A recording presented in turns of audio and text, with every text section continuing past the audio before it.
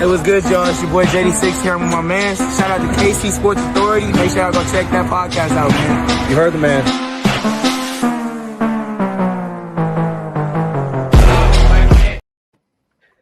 Bill Self does it again. The man just can't miss in the recruiting game right now. Welcome into the KC Sports Authority podcast, live edition over here on YouTube, Facebook, and X, or Twitter if you still call it Twitter. So thank you for anyone joining us tonight. If you're over here on YouTube, make sure you hit that like and subscribe button below. We greatly appreciate it. Comment section is open as always for you. Twitter, you can also tweet at us during this episode. Facebook, leave a comment there as well. And fellas, we got a lot to talk about on this week's Kansas episode. Bill Self, hot in the recruiting game right now as he lands five-star point guard Taylen Kinney, who committed to KU a couple of days ago, the number one ranked point guard for the class of 2026, which we're definitely going to talk about. Not only Bill Self being on a heater, getting top recruits once again, but how the signing of Kinney could impact some couple other recruits we might hear from this week and down the road. So looking forward to doing all that. But we also got to talk a little bit of football as KU loses a very disappointing game, a game that we all said coming into the season was the one we circled as the potential gotcha game with Cincinnati, a team that was going to be overlooked on the schedule and came in and stole one in Lawrence. We'll talk about that, but appreciate you guys joining us. Bob, as always, waiting patiently for us to get started. Hello, 2K Mastermind. He still got it, boys. My son and I were hyped when he announced. Yes, we tried to get the video uploaded in here, but YouTube would not allow us to play the clip on a live stream of Taylen's announcement, but go check that out. He's being billed. And yep, came in and stole him from Louisville and Kentucky, not just Louisville, Kentucky. But yes, correct. Both schools there. So a lot to talk about. We'll talk basketball, but Austin, let's give it to you here first. The floor is yours. You said for the last couple of days you had a lot of takes you had to get off about this disappointing loss from over the weekend. So let's start with a little bit of football talk, and then we'll get back to basketball. Yeah. What was that? Okay, first off, where was the defense we had a week ago? Did they run away? Like, did they go play for another team? Like, what are we doing? I mean, okay, I don't know where to start because there's a lot of thoughts about this game I could point to start off with talking about the loss. But first off, the defense looked completely different, I would say, a couple of days ago, and it wasn't the same defense at all. We made Brennan Sorsby look like Josh Allen.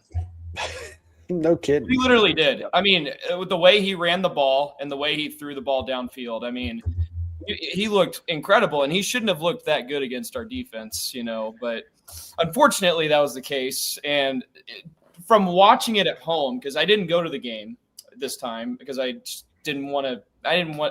Tickets were expensive. Kind of expensive. For Cincinnati, I don't know. I don't agree with it, but it is what it is. But back to watching the game at home. I'm watching it on TV, and I swear to God, our defenders are giving Cincinnati's wide receivers like 5 yards of space, like right in front of them. Like no wonder why Sorsby got all these quick passes off, and they were able to get like 5 or 7 yards each time. And it's just, and then you go over to the offense. We had to literally score every single drive because the defense couldn't get a stop. And if I counted correctly, I think we had like 4 total stops all game long. Sounds about right. And we got a stop on the first drive. I was like, okay, all right, the defense, they're still looking good. I had some optimism there, but I knew that we were going up against a really good offense. But it was just flipping the switch. It was just unbelievable to see them not play that bad against an offense like that. I will say I'm not trying to discredit Cincinnati. I think they're a very good team, but they shouldn't have looked that good against us. But going over to the offense, and everybody's talking about them, okay? And everybody wants to place the blame on the quarterback when you lose a game. I totally get it. But, man, Jaylen had an incredible game. And had KU in that game, we would be talking about Jaylen having, possibly like one of the best performances, if not like the best home performance he's ever had, and it's just so unfortunate. He's had 2 game-changing fumbles now. He won against Missouri that ended up being a safety, and now you have this one where if he scores a touchdown, we would have won that game, But there were so many other things other than just that fumble that ultimately, ended up being the difference in the game. But man, Jaylen threw for 445 yards with only 19 completions, only 19 completed passes out of 28 attempts, which is I think like 67% or something like that. I mean, that's pretty good. I wasn't trying to make a 6-7 joke. I mean, we're talking about taking. We're gonna get into 6-7. We're gonna get into that. That's pretty good. But to all the people out there that are blaming Jaylen for the loss, I'm too old to understand that reference. Listen, kids in my Sunday school class talk about it. I'm like, where does it even come from? They're like, it just is, man. It just is. Listen, I don't understand why people out there are blaming Jaylen for the loss when the defense, if we would have just had 1 or 2 more stops, we would have won that game. So, and I get it. The turnover, obviously, everybody's going to talk about it. That's fair, but yeah, I think it's less that the turnover happened. It's the part of the game that it happened and where it was on the field. Like if he fumbles on the 35-yard line, 40-yard line, let's say it's 45-yard line, we're outside of field goal range. Sure, I can understand. But when you fumble goal line, you can't do that. Robert mentioned a very soft targeting call. Yeah. Yes, I was going to say that too. That was terrible. I understand the targeting rules. You go helmet to helmet, that's an ejection, but you shouldn't get thrown out for just simply bumping into the guy. I mean, like it was like right here. It wasn't like, like head on, head butting against each other. It's something that you would normally see when a defender takes down a quarterback anyways in the pocket. It's like, I mean, and Lance even mentioned that too. I mean, that's how I viewed it as well. But like, you shouldn't get thrown out for something like that. It's just ridiculous. But it is what it is. It was. I absolutely hate these targeting rules. We've seen KU's played 4 games now, 5 games. I'm pretty sure KU's had a targeting call in 4 of the 5. Oh yeah, they have at least 3 of them. I mean, clearly having Devin Dye out the first half also played a huge factor. I think the way the defense looked. Yeah. But yeah, that not a great targeting call. You could, the second Bengali came off the field, you saw a shift. Like you got to think if he's there that entire second half, the rest of that second half, KU gets at least one of those stops because of his ability to stop the quarterback from running, his athleticism. That's a game changer. So again, terrible call. I wish they could. I mean, I know they have to go to review the call for targeting. They should also be able to get like an override of if it was a bad call. I don't know how that works, but no, it was to pick up the flag. Yeah, it was not great, but historic performance from Jaylen and Emmanuel Henderson. I think that was the first time a KU quarterback and receiver combo have gone for that since Todd Reesing and Desmond Briscoe back in the day. There may have been one other time in there that I'm forgetting about, but 200 plus yards for Henderson, of course, has the 94-yard burner down the field. That's like one of those types of things you see in video games. You're like, all right, we're lining up on our goal line. I'm chucking it down the field, and just his speed taking off, gets the second touchdown. We definitely see how Henderson, how his talent was always there. It was just getting him on the field, getting him in the right position to make plays. And boy, is he a ton of fun to watch. Offense did their job. Again, Jaylen had the fumble there in a key moment. Defense, I thought, had their moments. They had moments where they did okay, but losing Kamara in the second half, the typical fourth quarter collapse of a Kansas football team under Lance Leipold is what I wanted to talk about. Don't want to spend too much time in it, but once again, Lance gets burned at the end of the first half and the end of the second half. I don't have it pulled up in front of me, but everybody saw Derek Johnson's tweet over the weekend of KU being outscored. I'm making this up on the spot, but I want to say it was something like 62-10. KU's been outscored at the end of the first half and end of the second quarter, end of the fourth quarter in the Lance Leipold era, something ridiculous like that. And everybody was like, yeah, that's problem number one right there. And it's the problem that's never addressed. The journalists out there seem to avoid this question altogether in post game. I tweeted back at him like, it's a shame that none of our reporters will say anything to Lance about it, whether they want to, whether they're told they can't. I don't know what it is, but the fact of the matter is that Lance, once again, in high pressure situations where it is his job as a coach to make the decision to put his team in the best position possible to win, you put up points at the end of the first half. You always got to put up points. You have to be aggressive going into halftime, unless it's just completely like that situation. It was not completely out of whack to figure out a way to put points on the board. So that's still been my number one frustration with Lance as a coach is the X's and O's in the game, the in-game adjustments to the way the game is going, the feel of the game, what your gut tells you should do. He does not have a good read for that. We talked about how if KU was going to uphold the season they were having, that was a must-win game. And now this makes this weekend even more of a must-win because you're going on the road to a team that is fired up after their loss to K-State this last weekend in a game that they probably felt they were the better team coming into it. And now they're letting K-State's season get turned around. And I know somebody posted in here, but anyone still think we're going to beat K-State? That's a good question. I still feel good about it, but I will tell you this. K-State's going to be playing the best football of their season coming into that weekend. Their season was going to get turned around. I had a feeling that was going to happen. So we're likely going to be playing our worst football going into that game. Yeah, potentially. I think we still overall – the defense I think we got excited with DK McDonald last week, and maybe he shouldn't have got so excited yelling at West Virginia quarterbacks who literally can't throw the ball. So, of course, your defense should have looked good. But, yeah, it looked like a step back. I saw so many people on Twitter saying this is the same defense as last year. They're just more athletic in some positions. I think that's fair. It's never going to be great when you're missing some key players. To our point, Bob. That's again, players have to make the plays, but coaching has to put you in the right situations and positions to be successful. Yeah, you would think at least at the college level that there's enough replacement when Dye has to sit out in the first half, or when Kamara gets ejected and he's gone. It's like you would think at the college level there's enough replacement for those positions. And well, and in fairness, I know JB said he didn't get a catch most of the game. They're banged up in their secondary right now. Mason Ellis, I don't know how many snaps he got in the game, but he's been banged up. Austin Alexander came in banged up. DJ Graham came in banged up. So secondary was beat up. But yeah, not having Devin Dye that first half shifted on top of the injury, shifted how they had to play. We saw a lot of Jalen Dye, which was to be expected, but they kind of had a shift around. They didn't really play as much with the nickel safety up on the box because they didn't have the depth for it.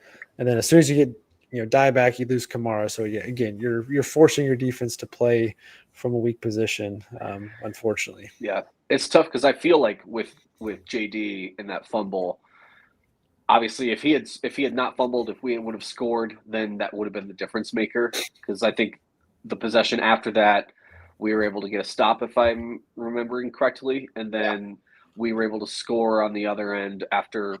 With our next possession, we were able to score and we got the lead, but we just left too much time on the clock, and that was all that Cincinnati needed to win the game.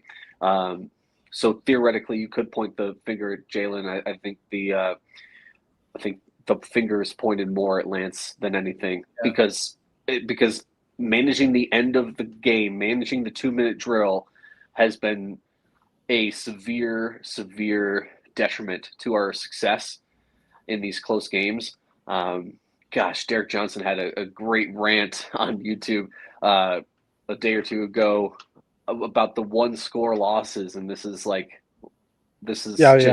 trying to pull it up while you guys are talking. Oh, it's just beautiful. But it's so true. These 1-score losses are just piling up. We have success between them, but those are blowout wins. When you look at the 1-score games and looking at all those losses, it's mind blowing the the inability for Kansas to Oh, be yeah, here you effective in go. those final moments. Cincinnati is now 1-9 in their last 10 one-score games. Obviously, the one being us. And is that not the most Kansas football stat of all time? For Kansas football to be the I was almost going to say benefactor, but to be the the punching bag in that situation, to be the I'm trying to find this laughing other one stock in that about. situation. So here you go. In FBS games since 2024, KU football has been outscored 64-15 in the final 2 minutes of the first half. They have 0 touchdowns in that span. It's just unacceptable, And the thing is, it's like what I think is okay. Well, we need a new Shout out head Derek coach. Johnson. Always has great. He always pulls these insane stats. Like my mind goes to, do we need a new head coach?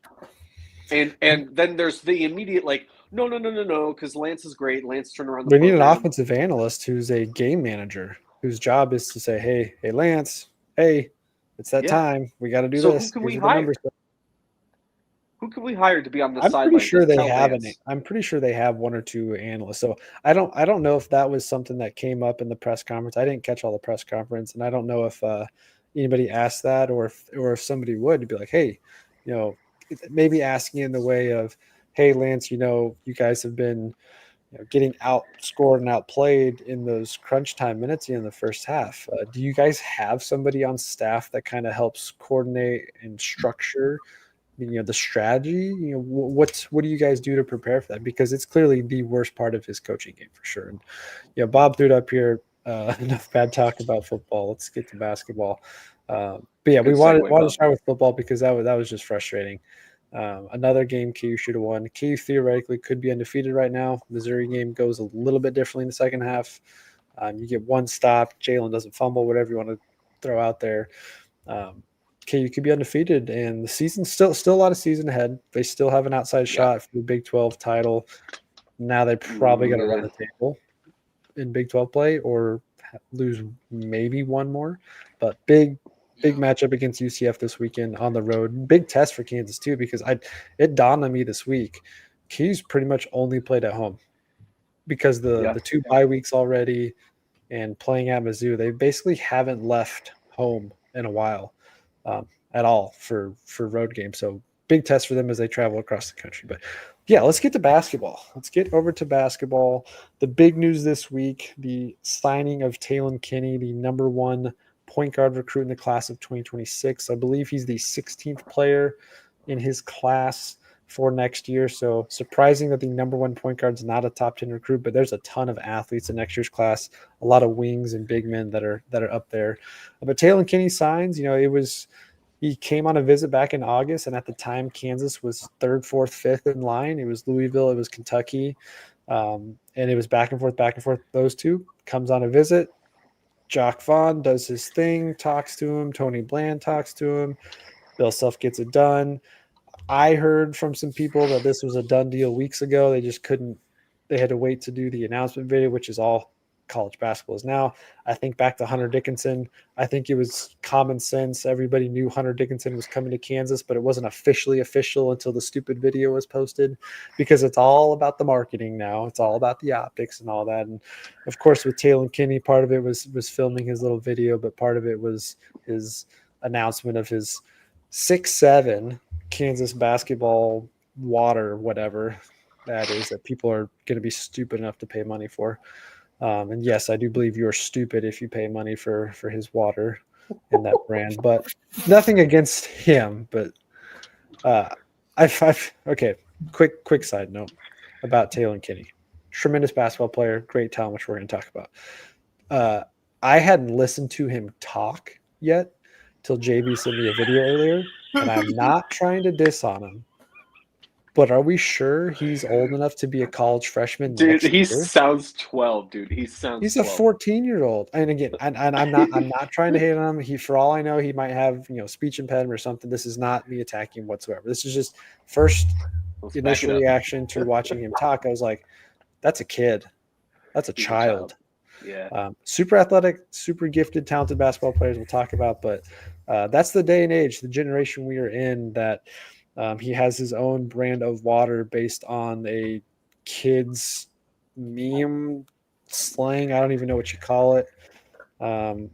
I don't think I'm old, but at 31, apparently I am old because I will never understand what that reference is. But yeah, Taylen Kinney. So I've got some thoughts on it, but you guys have anything you want to start off with on Bill Self getting back to consistency when it comes to top 5-star recruits? I'll say this. When's the last time that we actually had a recruit of this caliber commit this early? That's a good point. Think about that, because I feel like that had not hit me till you just said it. I think that's a very astute observation.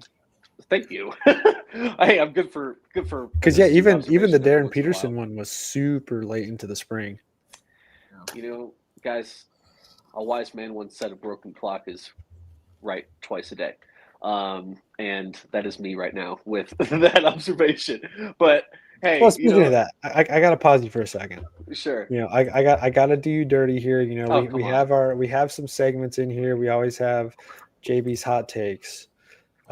This has been played before, so if you've seen this already, I apologize that you've seen this, but it's very fair. This is not specifically talking about recruiting, but I thought, given the fact that Bill Self has done a complete 180 in the last 6 months when it comes to rebuilding the program, I thought I would just, go back in time and give you guys a flashback to a take JB had at the end of this last basketball season. I've been thinking about this, and it's been brewing for weeks and weeks and weeks, and I'm just watching us lose and lose and lose, and I'm just like, I am saying it now.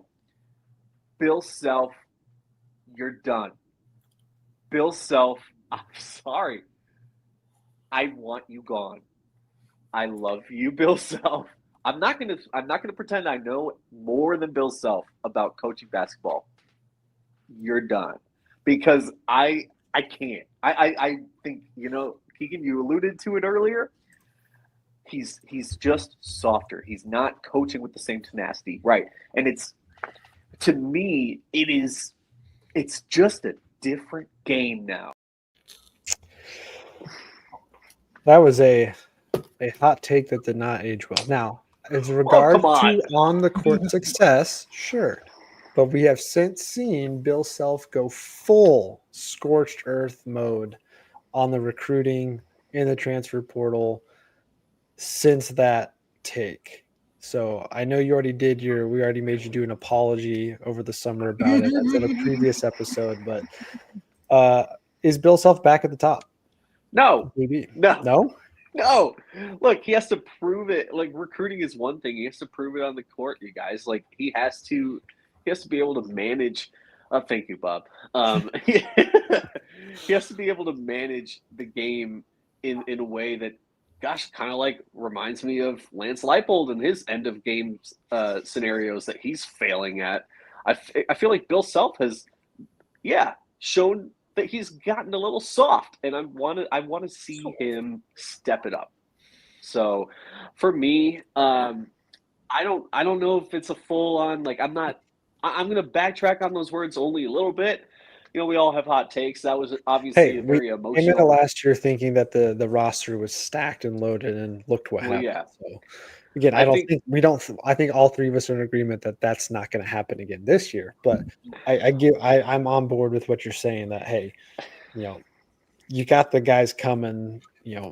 Don't worry about the mules, just load the wagon. Well, the wagon's loaded. Now it's time to get to work and get back to what we've been accustomed to at KU basketball for the last 25, 30 years.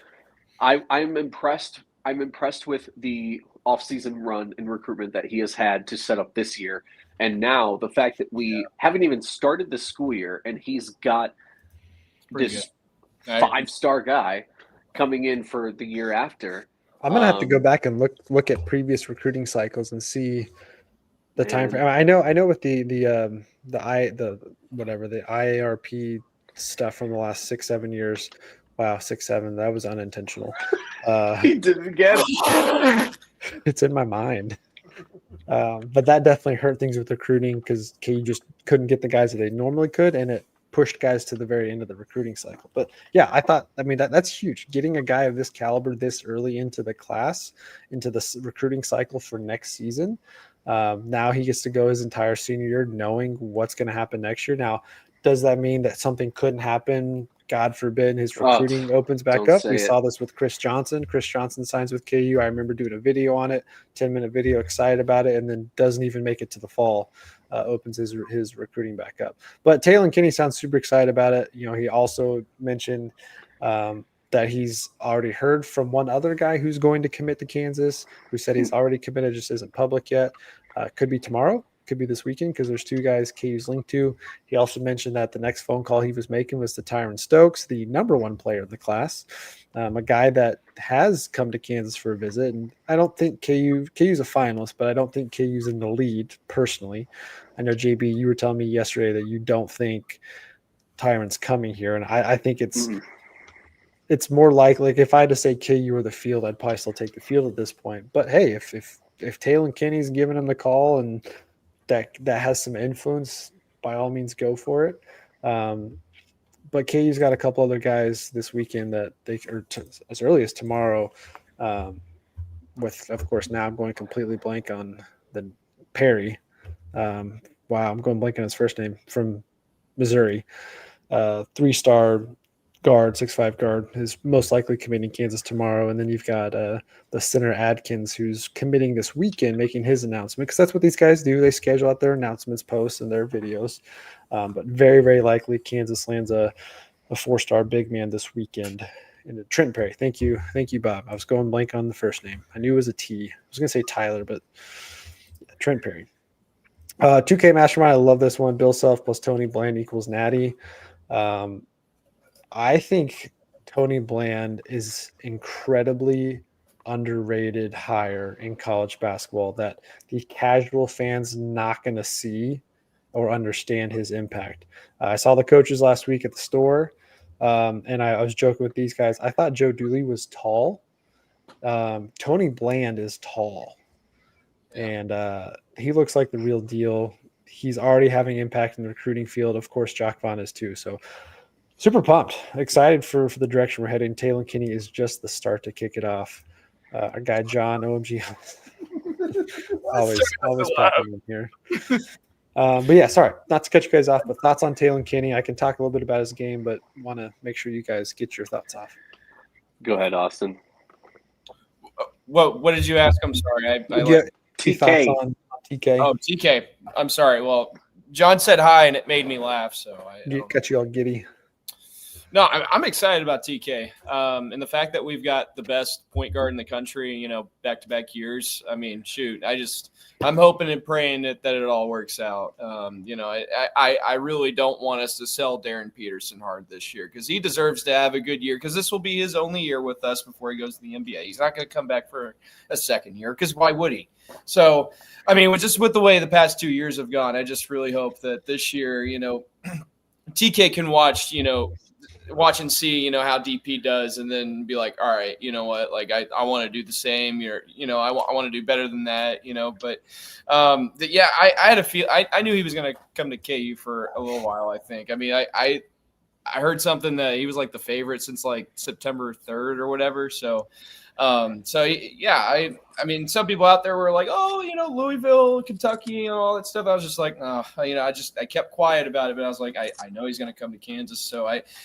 But what I'm not excited about is all the 6-7 stuff that we're going to see all over campus and all the memes and stuff. The camping groups, the signs. It's going to get old very quick. It's going to get old quick. But I mean, hey, I'm all for it. It's all fun and games. But at some point, we're just going to be like, all right, can we just stop, please? So very excited about TK though. Yep, 5-star guard, 6'3", so good size, got a good wingspan. Fran Fraschilla, not everybody at Kansas's favorite commentator, analyst, whatever you want to call it, but he was up here a couple weeks ago for practice and had some nice things to say about Cole Rosario. But I saw he'd put out a tweet that talking a little bit about Kenny's game, and he said for Kansas fans, if you want a little bit of a reference, he thinks Kenny's going to come in as a freshman and be a similar version of what you got from Devontae Graham, maybe sophomore, junior year, just a little bit more polished coming in with some of his skill set. Kinney, of course, a little bit higher ranked recruit, obviously. Not the best shooter or a tremendous scorer, but he's a really good facilitator, super athletic, long wingspan, plays with the tenacity, has the potential to be a very good on-ball defender. And in a Bill Self system that should. So I could definitely see the connection there with Devontae, where Devontae just played with a ton of energy. And as he developed his shot and learned to create his own shot a little bit more, became extremely lethal, junior, senior year. So if you're getting that as a freshman, obviously there's going to be some freshman mistakes, of course, but that's great. I texted this to you guys too. I think he's going to be a little bit of a sophomore Devon Dotson as well. I think he's going to look to score a little bit more, but he's coming in to be the facilitator and run the team. So as we fill out the roster for next year over the next 6 to 9 months of recruiting cycle, it'll be interesting to see. I do still have a concern. Darren Peterson, completely different 5-star guard. Like everything, he's your Cooper Flagg, he's your Zion Williamson, RJ Barrett type guy from what we've seen, Duke get over the years, Kentucky get over the years. That's Darren Peterson. Kinney, to me, is not that kind of guy. So I don't think if we were to fast forward a year from now and prepare our 2026 expectations and things like that, I don't think Kinney's going to be that guy that comes in and he's your all-American caliber freshman. Now, he could develop into that between now and then, but at first glance, just watching his tape and his game, I don't think he's going to be that kind of guy. I think he's going to be a tremendous facilitator, high energy, up-tempo, quick pace, but he's going to look to distribute and create shots for other people and play off that athleticism. So still excited, though, that KU is back into getting the top recruits in the country consistently and taking them away from other teams. Like we've seen Kansas lose out on guys the last couple of years that they were a finalist for, but for whatever reason couldn't do it. I would like to think the $300 million bag that David Booth dropped is probably helping. I mean, we'd be naive not to say that the money's helping. Kinney didn't talk about the money or NIL in his signing, of course. He just said, it was a dream come true. That Bill Self he's like, if it was a no doubter coming to Kansas because I know Bill Self's the guy to get me to the next level as quick as possible and develop there. So super pumped about it. Looking forward to it. Excited. We should have a strong core, assuming El Marco has a bounce back season and sticks around. Then you have another talented guard beside him that will kind of be your leader of the team next year. Fill that in with guys like a Taj Ariza, who's top of my list. I don't think Kansas is going to get him. I think he's going to stay out on the West Coast personally. And I think KU's slipping a little bit in that race, but it could be because they have some other guys, whether it's Tyron Stokes. Gosh, I need to pull the list up because now I'm blanking on all these guys' names. But KU's got a lot of potential next year's class, off to a tremendous start. Can't say anything bad about it. Love it. It makes me wonder you mentioned Stokes. I don't know if we get him now because I just feel like with Kinney, it's like I haven't heard much on the Stokes side in the last couple of weeks. We all know that Bill Self loves to run two guys that are ball handlers at the same time on the court. We like the 2-point guard lineup. We love it. Bill Self loves it. You feel like some of our best teams over the years have utilized that 2-point guard lineup. That's the selling point, but that's a very difficult selling point when you are the number 1 overall recruit and you're looking at your options and there's a guy that's coming in that's at your position and you're like, yikes. 2K, I assume you're talking about Stokes on here as well as probably Ariza. Yeah, I feel like there is a chance. If I'm a betting man, I'm saying it's not coming. Stokes is going somewhere else. But I'm encouraged because at least what we have on our advantage or on our side with our advantage, recruiting him this early, is he has time throughout the whole school year to bring some friends of his along with him. Right? The earlier the better. The early bird gets the worm. And right now, Kansas of all schools, is finally looking like the early bird when it comes to recruitment. And it's about darn time because we've never seen something like this in the past. I'm really excited to see what he can bring to the team. To echo everything you said, I think he's great. I think he's got an eye for the ball. I believe he averaged like what 2.1 steals per game or something like Yeah, that. something like which shows his potential to be a good defender at the college level. He's got the I love length, it. he's got the athleticism, he's got the mental IQ, the basketball IQ on the floor. You put that in a Bill Self system. Yeah, I think you're going to see a lot of Devontae Graham. I don't know if he's going to be the shooter Devontae Graham was, especially in the 1 year he's probably going to play here, but he's got a lot of potential to excite you. So if you fill out that roster around him with a star-studded Tyron Stokes type, a guy that can be your primary scorer, you're going to have a really nice pairing. But yeah, Agreed. thank you, Mastermind, for putting another. I've been high on Ariza, not just because his dad's an NBA champion and longtime NBA player. He's 6'9", length, athleticism, a little bit on the lighter side, could add to his frame. But yeah, Tony Bland owns the West Coast, and that's a big reason why Bill Self brought him here. Was to help out with some of those star-studded guys coming out of California, Arizona, and the likes. Yeah, but some of the other guys out there, like I said, Davian Adkins is most likely going to commit this weekend. Most crystal ball projections have Kansas being the favorite. I think that's the guy that Kinney was referring to as the one who he's already talked to that's signing. I don't think it was Trent Perry. I think that was just going to happen anyway. So that could be good. Katie's still been linked with another Missouri guy, big man, 7-footer, Ethan Taylor. Still one of the finalists for him. I really like Christian Collins. KU's kind of, according to some of the guys out there, KU's cooled off a little bit on him, but maybe that's because they're shifting focus elsewhere. Still a bunch of long athletic wings. One of the guys I really like in this class is Maximo Adams, a 6'7" wing. Pairing him with a sophomore, Samis Calderon, have some nice length and athleticism on the outside.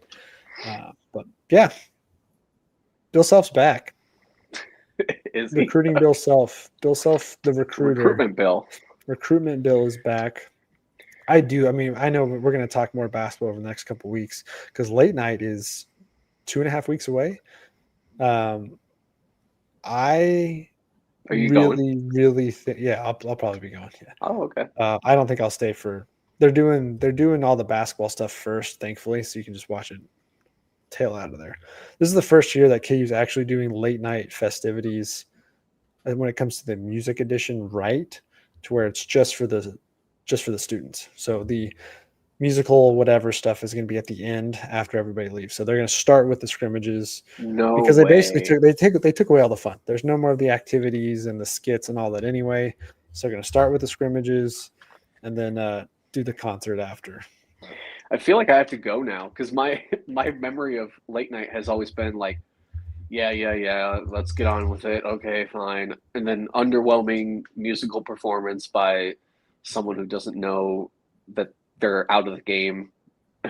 They're like still trying, it's like I'm sorry. I maybe that's mean to say, but like every musical talent that we've had was really just like 5-10 years too late. Yeah. Right. And then, and then finally the scrimmage happens. And that's all I wanted to see was I want to see the new guys play.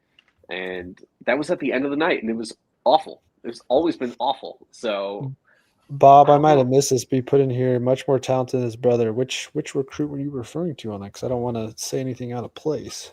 But yeah, late night. Okay, anyway, so what I was saying about late night coming up in a few weeks, I do think Bill Self's going to be locked into one of his better coaching years because I truly, truly believe all the things we said over the offseason and last spring is he was tired of that team. Not tired of the guy. Like he loved them as players and being their coach, but just the fact that they could not collectively play beautiful basketball. Like it was ugly. So I think he's going to be locked in.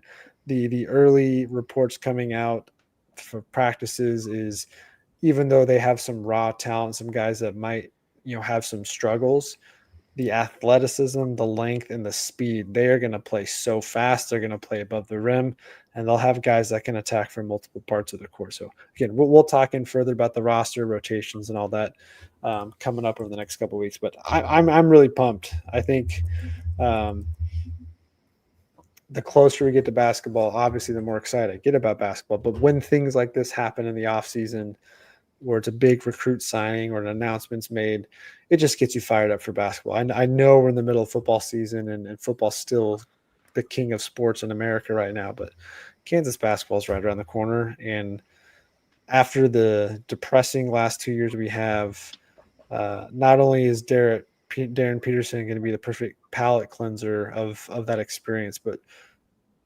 piling on another 5-star top tier recruit for the following season is even better. I have a theory.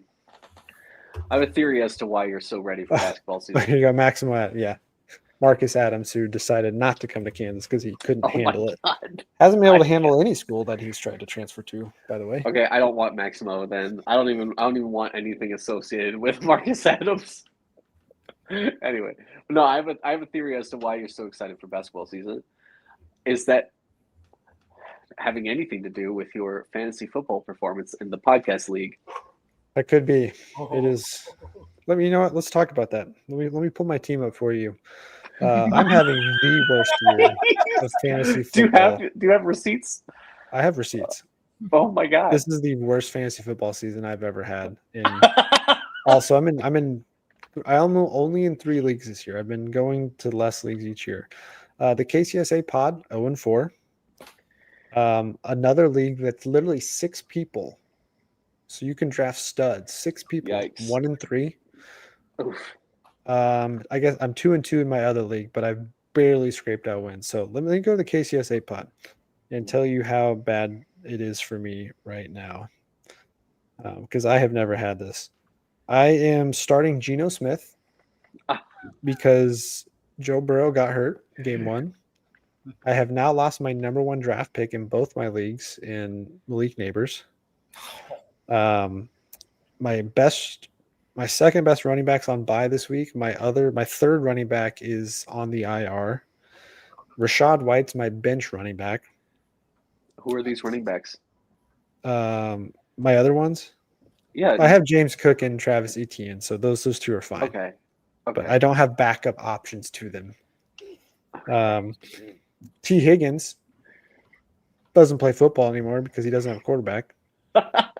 He's my wide receiver 2, who's now my wide receiver 1. So I am begging Chris Godwin and Stephon Diggs to have huge seasons. Otherwise, I'm cooked. Or Trevor Lawrence figures out how to score fantasy points. So yeah, things are going great. But I do have DeAndre Swift on my bench, so my running backs are really going to have to carry me. Full disclosure for anyone that's like, okay, JB, how's your record in the podcast league? I'm 2-2 in the podcast league.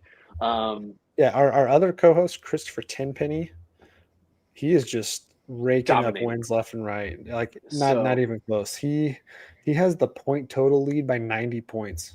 He has won the most points scored all 4 weeks. If you guys are out there, if you play fantasy football, either if you're the commissioner or if you're friends with the commissioner, do what I did. And because I'm the commissioner of the league, and I set it up to have a $10 weekly champion award, and that keeps people engaged. And 100%. It's a way for people to win back the money if they're worried about, oh, I don't know if I want to spend that much or whatever. Like, it keeps people engaged. You have a chance to win money no matter what your record is every single week. And Chris Tenpenny has won the first 3 weeks in a row. He's basically gotten his money back. Yeah, finally gotten beaten out. He's $10 shy. We have a $40 buy-in. He's $10 shy of making his money back, and we're already only 4 weeks in. It's insane. But yeah, 2-2 in this league. Hey, I guess you got Austin. You got to get your flowers. You're in second right now, 3-1. Yep. Austin's kicking after. Butt, didn't you miss half the draft too? I don't know if I missed like a quarter of it actually because I lost track of time. But I mean, I still drafted a pretty decent team. I will say that.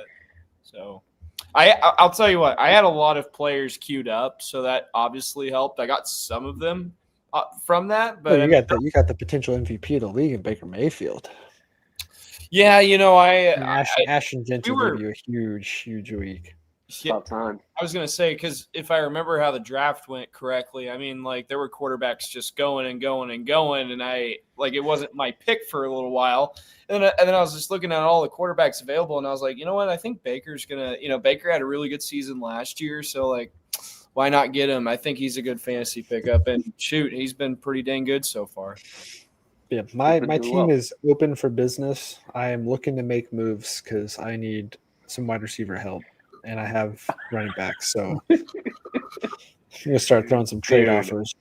Otherwise, Uh, I'm going on. Now, I will say I have had years past where I have started out 5-0 and missed the playoffs.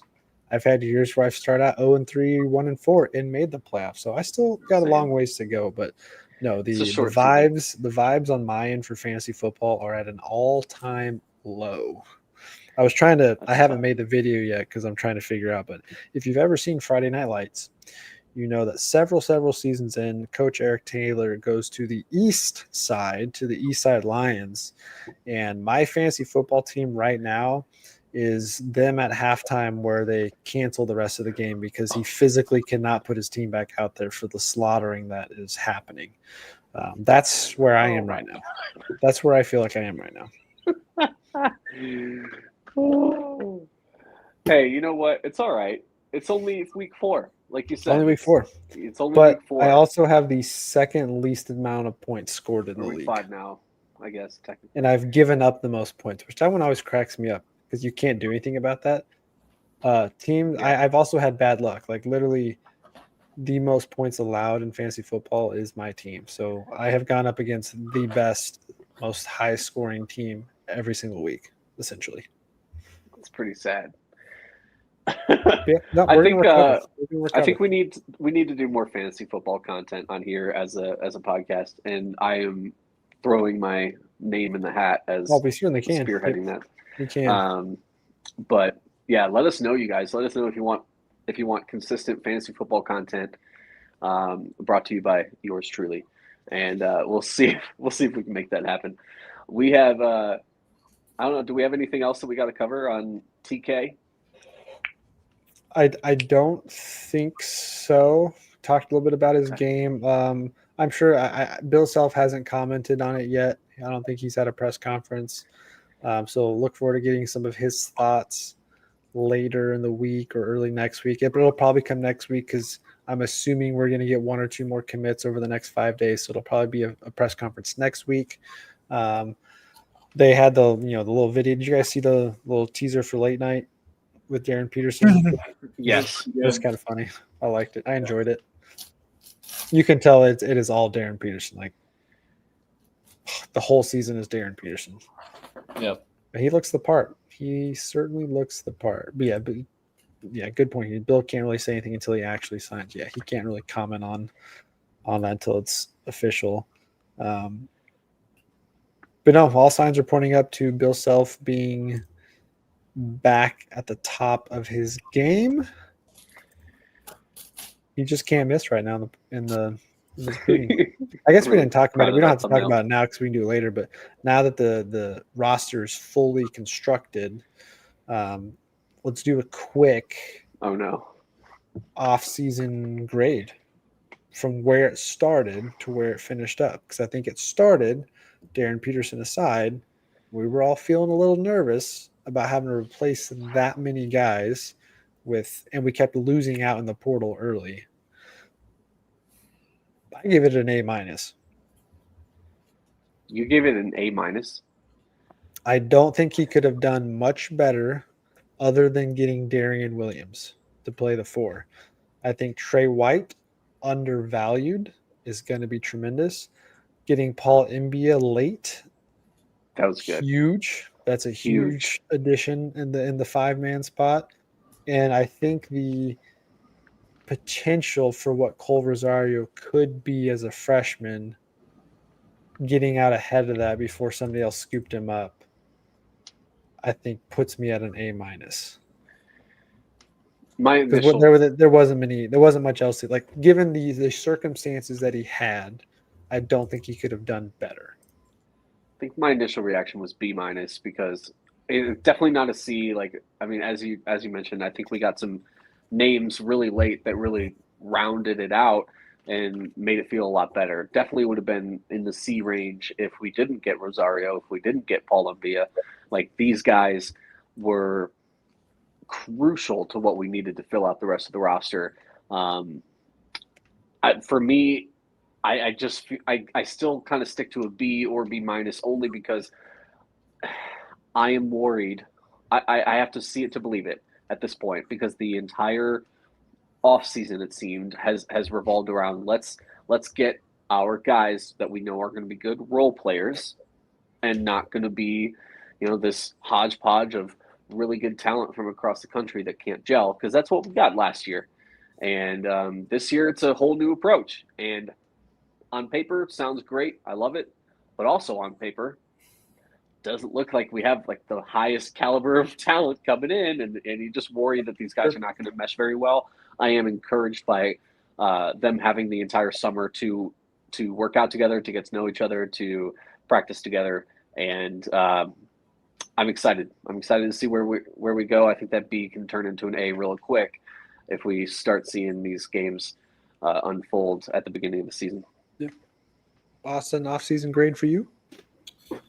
I mean, I'm going to go with a B plus, honestly. The one thing that I really like about this year's team, which I've seen it time and time again, just with all the stuff I've seen on social media, at least, this team really seems to like each other. I don't know about you guys, but I think 100%. last year's team didn't like each other at all. I mean, yeah, there were moments. How many times did we say it last year? They did not look like they were having fun playing the game. Yeah.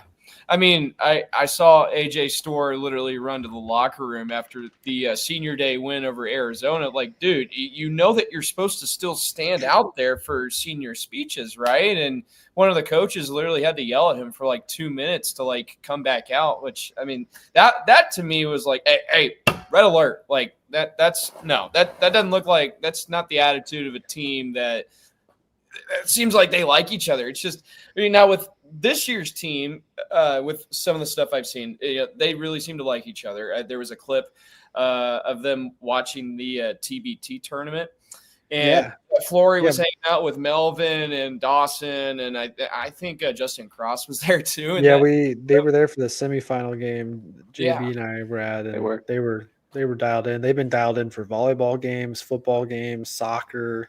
Yeah, they go do a lot of things together. And they certainly, and I know Bob mentioned it here, hopefully no divas. So far, none of the guys look like that. Like you had a couple of them last year. But yeah, the chemistry, the camaraderie on this group, we haven't even seen them play at all, really. But they all seem high energy. I think Melvin Council, huge impact culture-wise. Not just like winning attitude and the dog mentality he's talked about, but he smiles all the time. He looks like he's having fun, and that's contagious. Like as much as positivity is contagious, so is negativity. And there was just nothing about that group last year that made you feel positive about the environment of the team. And I mean that bleeds into everybody else. So the fact that these guys all look like they're enjoying each other's time is great for the off the court chemistry for sure, which will certainly impact the on the court chemistry. I don't think anybody last year would. I'm sorry. Go ahead, JB. You mentioned that there were some divas. So you're going to name some names from last year? Yeah. Well, other than Hunter Dickinson, AJ Storr. Okay. Who else? Anybody, or is it just those two?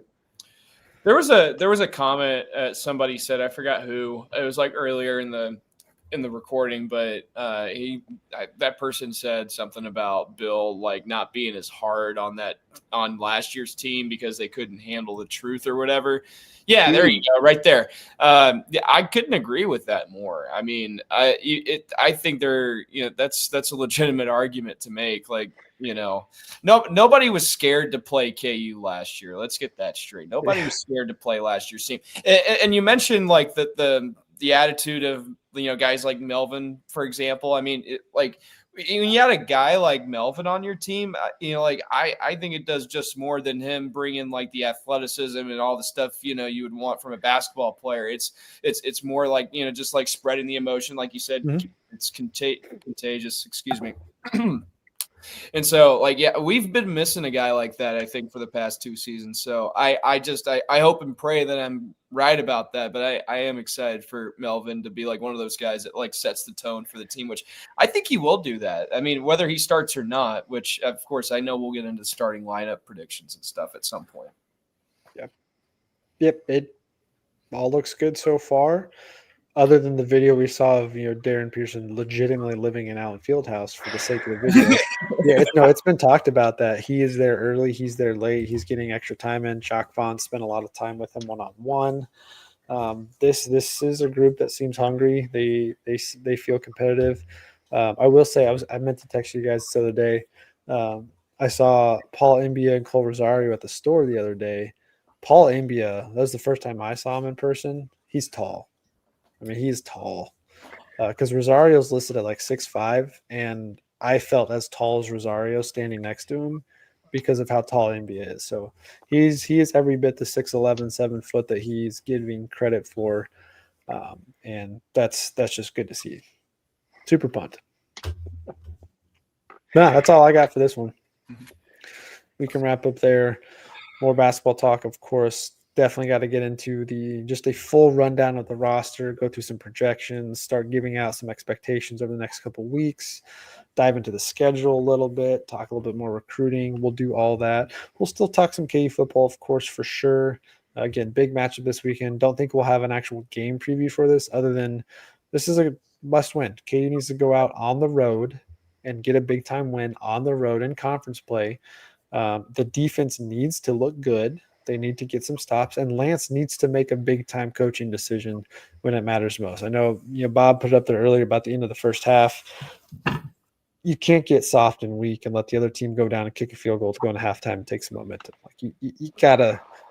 I joke about it all the time with people, and not to sound like kid-like with it, but coaches need to play some Madden. They need to play more Madden. They need to play more NCAA football because it doesn't matter what the freaking score is.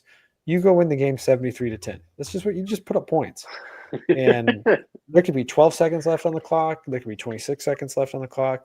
You're trying to score a touchdown, or you're trying to get in field goal position, something to put up more points. And Lance just, for whatever reason, does not have that feel. So prove us all wrong this weekend. Would also love to see one of the several KU reporters out there ask that tough question. Hey, if it goes poorly again, hey, Lance, what's going on with end of game, end of first half execution? Why are we seeing the same thing happen week after week?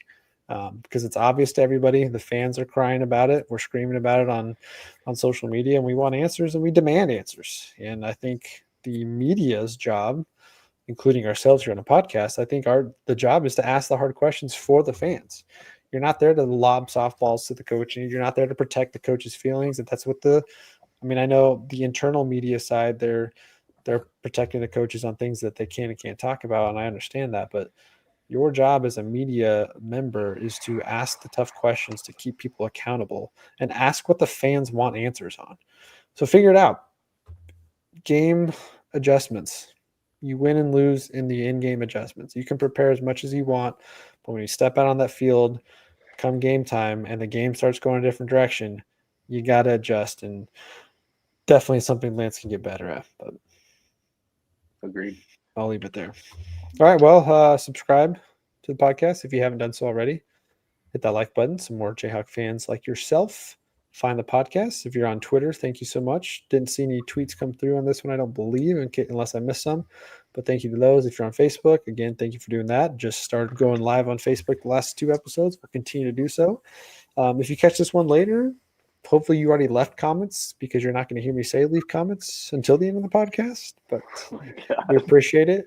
Yeah, looking forward to Kansas basketball getting going. Again, KU locks up a big-time recruit for 2026. And the first of many dominoes to fall over the next couple of days, which we will recap probably sometime next week. So follow us Twitter, Facebook, Instagram, TikTok at KCSA Pod. Until next time, we will catch you guys in the next episode.